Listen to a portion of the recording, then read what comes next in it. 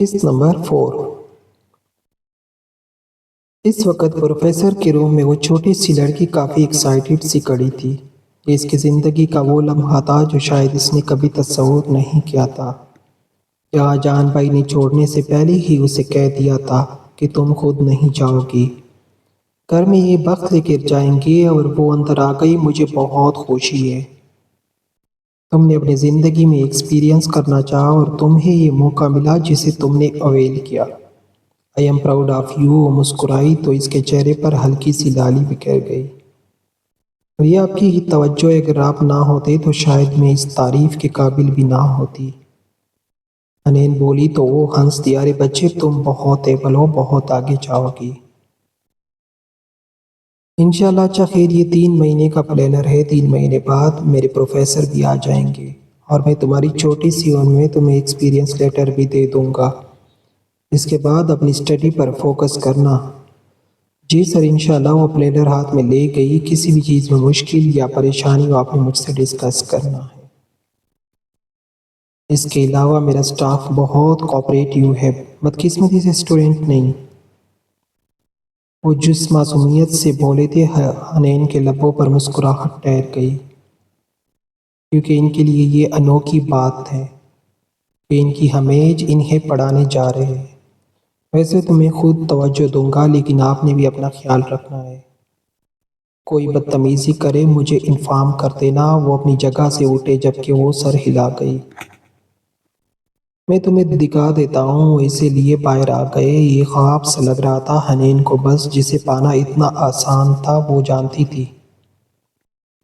وہ گھر میں جھوٹ بول چکی تھی، لیکن جھوٹ بول کر وہ اپنی زندگی جی رہی تھی، ان خاندانی رسموں سے نکل کر۔ وجدان نے تو دوبارہ موضوع ہی نہ کیا، ایسے جیسے اس بات کی اس کی خواہش کی کوئی ویلیو ہی نہیں تھی، اور جہان نے اس پر لگا دیے جس پر اڑنا اب اس کا کام تھا۔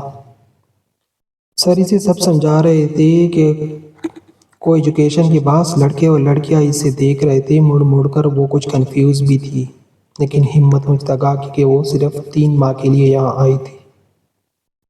یہ تمہاری فرسٹ کلاس ہے، پروفیسر نے بتایا، تو اس کے باوجود پر نروس کے باعث کپکلی سی طاری ہو گئی، اور وہ اندر داخل ہوئے تو سب اسٹوڈنٹ کھڑے ہو گئے۔ حنین اس سب کو ایکسائٹڈ ہو کر دیکھ رہی تھی۔ ہیلو اسٹوڈنٹ، کیسے ہیں آپ سب؟ اوکے؟ یہ میری اسٹوڈنٹ ہے، بہت قابل ذہین، اور امریکیٹ میں فرسٹ پوزیشن لی ہے۔ انہوں نے میرے کہنے پر آپ لوگوں کو اور ہمیں ٹائم دیا ہے۔ آئی تھنک آپ لوگوں کی اچھی بن جائے گی اور جلدی دوستی ہو جائے گی، کیونکہ آپ سب کی ایج ایک ہی ہے، اور مجھے آپ سب سے ان کے ساتھ کوآپریشن کی امید ہے۔ وہ مسکرا کر بولے، سوری سر، ہمیں بچوں سے نہیں پڑھنا۔ شمائل کی آواز پر انہوں نے گہرا سا سانس بھرا۔ حنین نے اس کی جانب دیکھا جو اسے دیکھ رہا تھا۔ چہرے پر مزاح یا تاثر تھا، لیکن دیکھنے میں وہ لڑکا بے حد خوبصورت تھا۔ شمائل خان، تم 3 سال سے فیل ہو رہے ہو، یاد ہے تمہیں؟ ان کی بات پر ساری کلاس ایک دم ہنس دی، اور ساتھ شمائل بھی مسکرایا۔ سر، فیس دے کر 3 سال سے بیٹھا ہوں، اور اگر میرے والد صاحب آپ کو خرچہ پانی نہ دے تو آپ کا یہ ادارہ چلے گا کیسے؟ تو میرے جانے کی دعائیں نہ کرے۔ حنین حیران نظروں سے اس لڑکے کو دیکھنے لگی جس نے ایک لمحے میں سر کا منہ اتار دیا۔ اس کی آنکھوں میں نمی آ گئی۔ کتنا بے تہذیب انسان تھا، اپنی پروفیسر کے ساتھ اتنی بدتمیزی۔ اینی ویز، آپ سب اپنی پڑھائی پر فوکس کریں، اور شمائل تم کلاس کے بعد میرے آفس آنا ذرا۔ وہ کہہ کر چلے گئے، جبکہ شمائل نے سر جھٹکا، میں بچوں سے نہیں پڑھوں گا۔ اس نے ایک جمپ لگائی اور نیچے اتر گیا۔ حنین ابھی کھڑی ہوئی دیکھ ہی رہی تھی کہ آہستہ آہستہ شمائل کے پیچھے ساری کلاس خالی ہو گئی، اور اس کے اندر اتنی بھی ہمت نہ تھی کہ وہ ان سب کو روک سکے۔ بے عزتی کے احساس سے اس کا منہ سرخ ہو گیا اور آنکھوں میں پانی بھر گیا۔ یہ سب اس نے نہیں سوچا تھا۔ وہ میرے قدموں سے باہر آئی تو سب اس پر ہنسنے لگی۔ ٹیچر، اتنا ہی بڑھاپے کا شوق ہے تو چھوٹے چھوٹے بچوں کو اے فار ایپل اور بی فار بیوقوف لڑکی پڑھاؤ۔ مختلف اسٹوڈنٹس نے اس پر باتیں کی، جس سے اس کا دل اور بھی گھبرا اٹھا۔ وہ پروفیسر کے کمرے کی طرف بھاگی لیکن دروازے میں ہی رک گئی۔ شمائل بات کرنے کی تمیز نہیں ہے تمہیں؟ وہ اس پر غصہ کر رہے تھے۔ یار انکل کیا ہو گیا ہے؟ آپ ہی تو دے کر 3 سال فیل ہونے کا طعنہ مار دیتے ہیں۔ میں نے بھی کہہ دیا وہ سکون سے بولا اور ان کے سامنے پڑی فریج کھینچ کر اس میں سے بسکٹ کھانے لگا۔ بہت ڈیٹ ہو تم مجھ سے پنگے نہ لیا کرے نا ہے۔ ان کی دبا کر وہ ہنستا ہوا باہر نکلنے لگا کہ بڑی بڑی آنکھوں میں موٹے موٹے آنسو لیے کڑی اس لڑکی کو دیکھا۔ اسے فی الحال اس پر کافی ہنسی آئی۔ میں بابر کو فون کرتا ہوں، بتاتا ہوں اسے تمہاری حرکتیں۔ یار یہ شغل میلے ہیں، دل پر لے جاتے ہیں آپ تو۔ وہ اسے ہی دیکھ رہا تھا لیکن حنین شمائل کے سامنے چمکا دب گئی تھی۔ تبھی پروفیسر کو دکھائی نہیں دے رہی تھی۔ مجھ پر اپنے باپ کی دوست جمانا شغل میلہ ہے؟ تمہارے لیے بتاتا ہوں تمہیں اچھے سے میں۔ وہ ہنس رہا تھا، اس کے چہرے پر کہیں بھی خوف نہیں تھا۔ وہ حنین کے پہلو سے نکلنے لگا۔ بیٹی مجھ سے بچ کر رہنا، اس کے کان میں کہہ کر وہ وہاں سے نکل گیا، جبکہ حنین اندر آئی اور بری طرح رونے لگی۔ پروفیسر پریشان ہو گئی۔ اس نے ساری بات بتائی۔ میں نے کہا تھا میرے اسٹوڈنٹس کوآپریٹیو نہیں ہے۔ تم فکر نہ کرو، کل سب ٹھیک ہو جائے گا۔ وہ بولے۔ حنین نفی میں سر ہلانے لگی اور اس نے جہان کو فون کر دیا۔ کچھ ہی دیر میں ڈرائیور آیا اور اسے لے گیا۔ آج اس کا پہلا دن تھا اور آج ہی دل ایسا ہو رہا تھا جیسے اس کا خواب ہی اس کی سب سے بڑی غلطی ہے۔ وہ گھر آئی اور جلدی سے اپنے کمرے میں چلی گئی۔ ایک تو اس کی آنکھوں پر ہلکا سا بھی رونے سے سوجن پڑ جاتی تھی، تبھی وہ منہ چھپا کر چلی گئی۔ جبکہ عافیہ اور بگین تو اسی غصے میں تھی کہ مالا آئی کیوں نہیں، جا کر پتہ کر لینا چاہیے۔ میں اس جگہ پر کبھی بھی نہیں جاؤں، پتہ ہے اس جاہل مکار منحوس کو کہ سارم کے مہمان آ جا رہے ہیں، پھر بھی ڈرامے لگا رہے ہیں۔ وہ آگ بگولا ہوئی تو عافیہ نے بھی سر جھٹکا۔ سکینہ، عافیہ نے آواز لگائی، جاؤ مالا کو بلا کر لاؤ۔ اس نے کہا تو بگین تو غصے سے بلک آ رہی تھی۔ سکینہ فوراً مالا کے پوشن کی طرف آئی تو وہاں اس نے مالا کو بخار میں تپا ہوا بے حد پایا، جبکہ ساجد کی آنکھوں میں بے بس آنسو تھے۔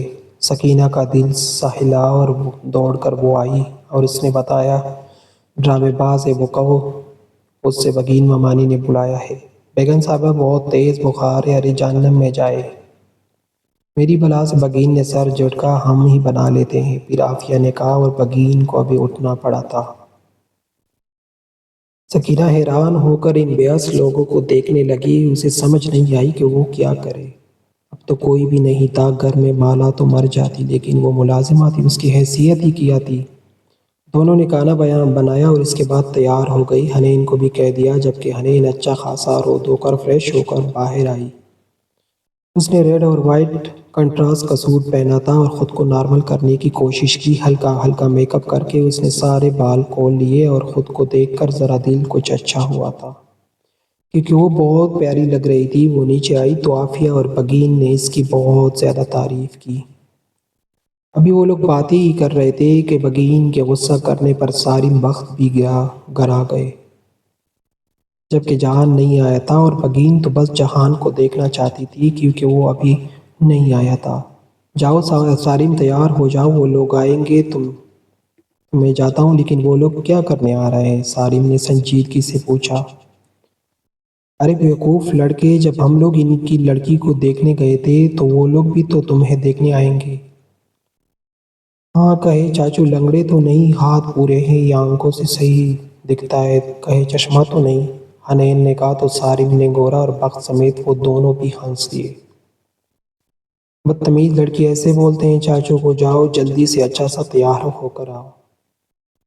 عافیہ نے پیار سے کہا۔ اچھا میں جا رہا ہوں، بخت نے کہا تو عافیہ نے اس سے غصے سے گورا۔ بخت ایک دن تو گھر میں رک جاؤ، تمہارا باپ بھی گھر نہیں ہے۔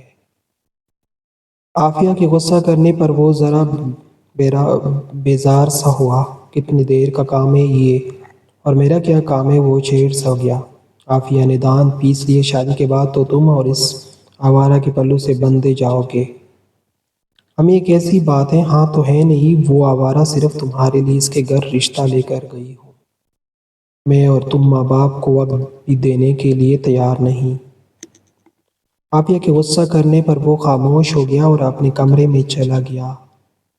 اچھی بات ہے بھابھی، ذرا کھینچ کر رکھے، اس کے حسن کے پیچھے لٹو ہو رہا ہے۔ ہمارا بخت جادوگرنی نے پاگل بنا دیا۔ بگین نے بھی جیلی پر آگ لگا دی۔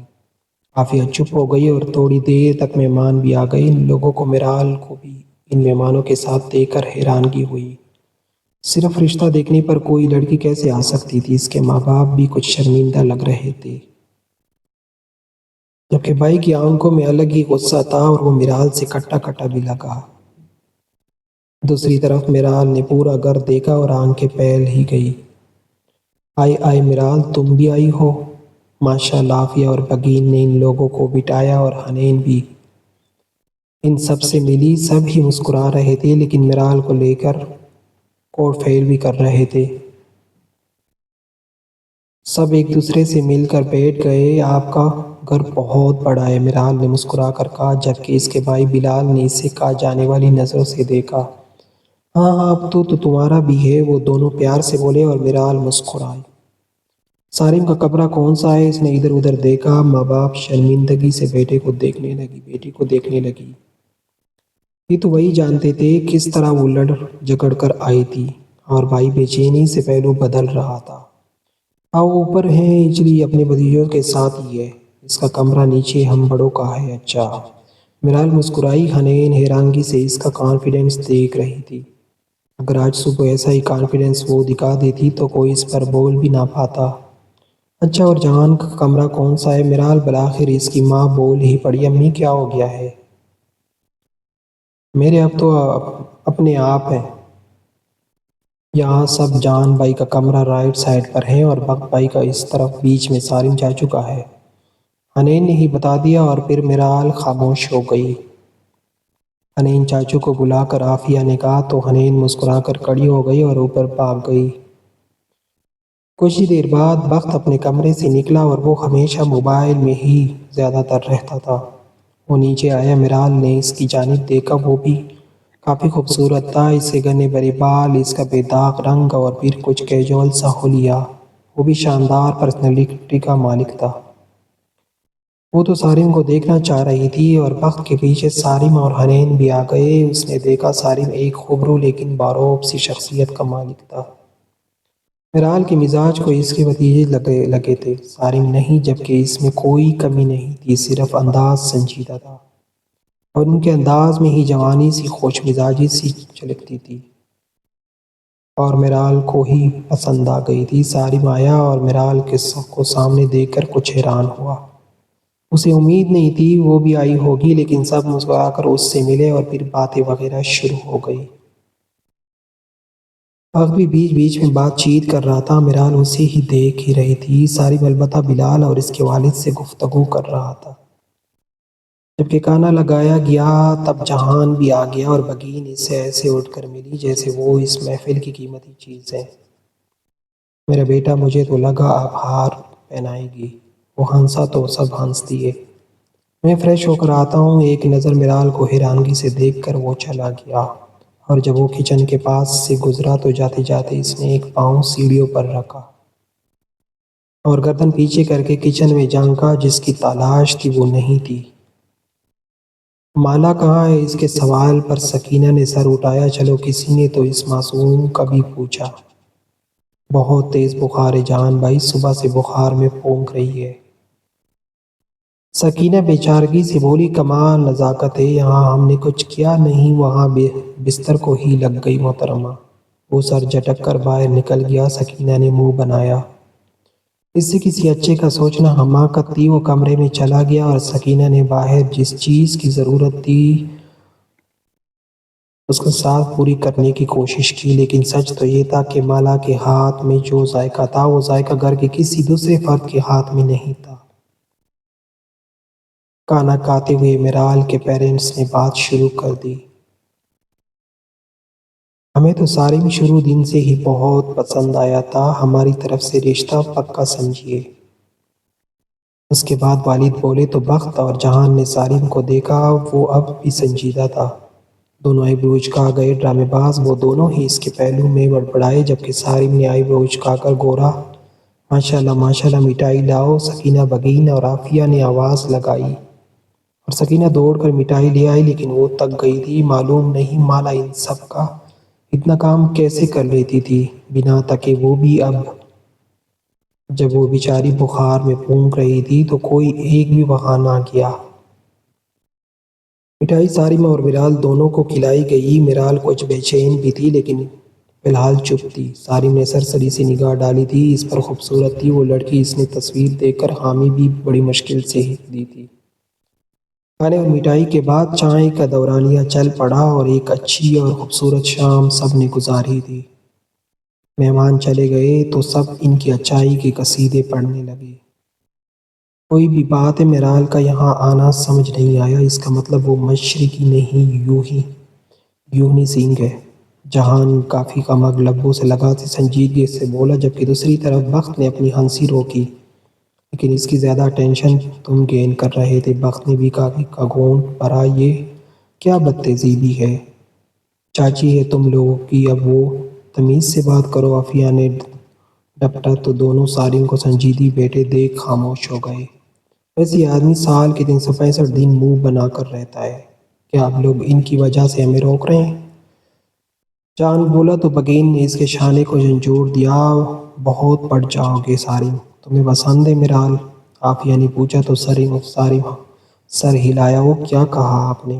چاچو دوبارہ کو اللہ کی قسم بے حیائی کے ریکارڈ توڑ دیے تم نے تو۔ جہان اور بخت اس کے سر پر سوار ہونے گئے۔ بگین اور عافیہ ہنستی، جبکہ حنین بھی، تم دونوں اپنی پسند کی کرو اور میں اپنی ہی منگیتر کی تعریف نہ کروں۔ واہ میرے مولا، کیسے کیسے دن دیکھنے پڑ رہے ہیں۔ اب چاچو گھوڑی چڑھے گا، جہان دیکھ لینا تم، پہلے تو مجھے بھی لگا تھا چھوڑ کر بھاگ جائے گا۔ دونوں نے کافی بھی نہ پینے دی تھی۔ اسے سارم نے سر پکڑ گیا، وہ کرتا شلوار میں ان دونوں کو غور تھا، کافی ہینڈسم لگ رہا تھا۔ مت تنگ کرو اسے، اللہ خوشیاں سلامت رکھے، ہماری چالے فیملی فوٹو ہو جائے گی۔ حنین جلدی سے اٹھ کر بیچ میں آ گئی اور ان سب نے فیملی پکچرز بنائی۔ کسی کو اگر احساس تک نہیں ہوا تھا تو وہ مالا کا تھا۔ سکینہ چپکے سے کھانا دینے گئی تھی، اسے کمرے سے عجیب سی آوازیں آ رہی تھی۔ اس نے دروازہ کھولا، ساجد زمین میں گر گئے تھے، جبکہ مالا مکمل بے ہوش تھی۔ سکینہ کی بے ساختہ چیخ نکلی گئی، وہ دوڑ کر واپس آئی اور یہاں خوشیوں کا سماں تھا۔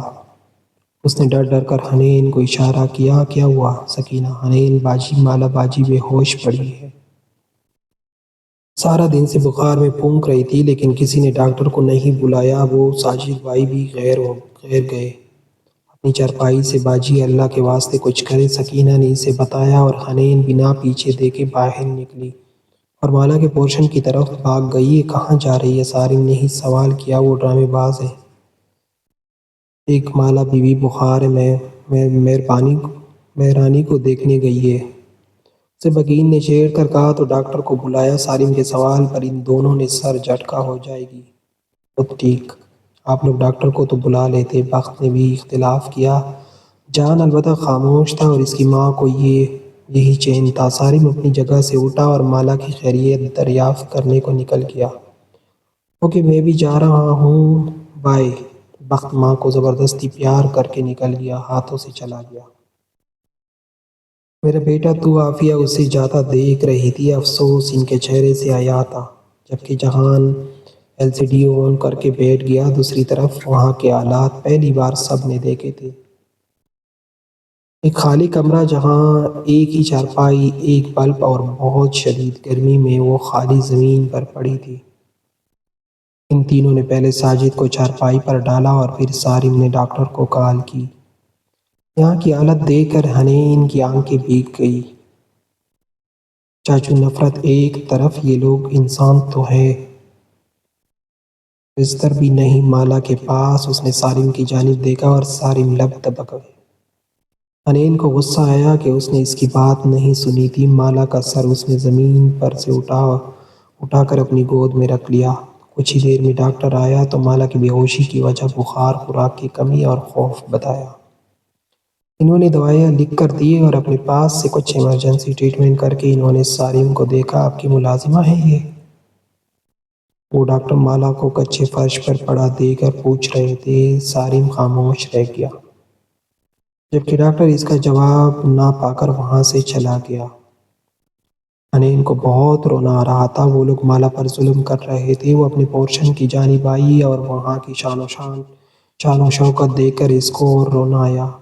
آ گئی ہو، بس اب آرام کرو، عافیہ بولی تو حنین نے ماں کو دیکھا۔ ماما وہ کچے فرش پر پڑی بخار میں پھونک رہی ہے۔ اسے یہ بھی ہوش نہیں کہ وہ زندہ بھی ہے یا مر گئی۔ کتنے بے رحم ہیں آپ لوگ، کتنے بے رحم، بھرائے ہوئے لہجے میں کہہ کر وہ اپنے کمرے سے میٹرس لینے چلی گئی۔